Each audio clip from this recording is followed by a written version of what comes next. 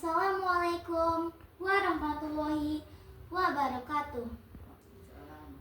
Asal muasal desa Kelayan. Pada zaman dahulu kala tersebutlah Patih dan Nelayan dari kerajaan Pajajaran yang diutus oleh Raja Pajajaran bernama Prabu Siliwangi untuk menemui seorang ulama di Cirebon, yaitu Syekh Datuk Kafi. Patih dan Nelayan diutus menemui Syekh Datuk Kafi dengan tujuan untuk memperingatkan ulama itu supaya berhenti menyebarkan agama Islam di wilayah kekuasaan kerajaan Pajajaran.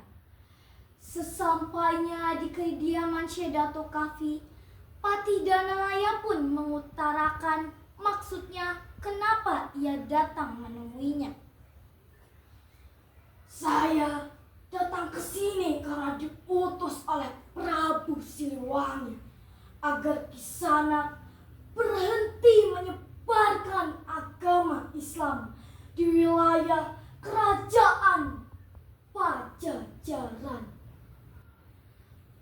Bukannya mengiyakan dengan sopan, Syekh Datuk Kafi malah mengajak Patih dan Nelayan untuk ikut memeluk agama Islam sambil menerangkan tentang ajaran agama Islam. Tentu saja Patih dan Nelayan menjadi kebingungan dan serba salah. Kalau ia tidak berhasil mencegah ulama itu supaya berhenti menyebarkan agama Islam, maka ia pasti akan dihukum oleh Prabu Siliwangi. Tetapi di sisi lain, ia tak tega memaksakan kehendaknya dengan menggunakan kekerasan, karena ulama itu begitu sopan kepadanya. Di tengah-tengah kebimbangan hatinya, Patih dan Nelayan pun memutuskan untuk menolak dengan halus tawaran ulama tersebut dan berniat bersemedi saja di tengah hutan. Setelah mengutarakan niatnya itu, Patih dan Nelayan pun pamit untuk melaksanakan niatnya, yaitu bertapa di tengah hutan.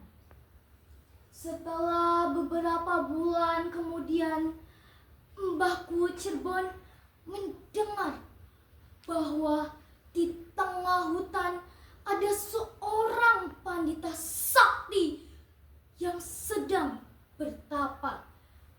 Mbah Kuwu Cirebon yang sebelumnya telah mengganti namanya menjadi Ki Gemu pun mendatangi sang pandita sakti itu dengan tujuan mengislamkan pandita Hindu tersebut.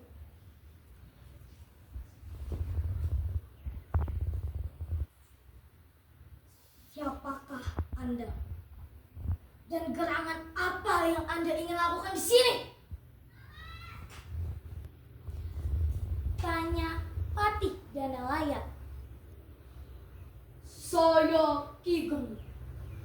Tujuan saya datang ke sini untuk mengajak Anda ikut memeluk agama Islam, jawab Ki Gemu.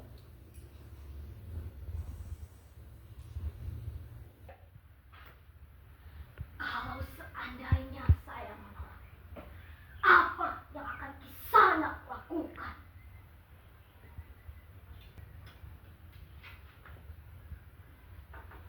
Kalau menolak, silahkan Kisanak tinggalkan tempat ini, karena ini adalah daerah Islam, tandas Ki Gemu. Karena merasa tersinggung, akhirnya Patih dan Nelayan pun menyerang Ki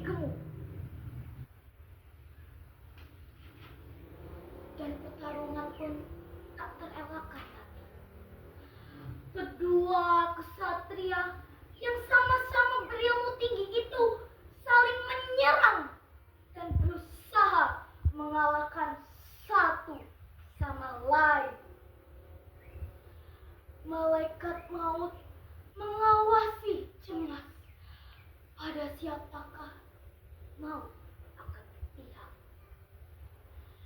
Setelah beberapa lama, akhirnya Patih dan Nalaya harus mengakui kehebatan Ki Gemuk dan bersedia meninggalkan tempat itu karena ia tetap tak mau masuk agama Islam. Patih dan Nalaya yang tak berani kembali ke Pajajaran karena takut dihukum oleh Prabu Siliwangi. Ia akhirnya berkelana, tak jelas arah dan tujuan.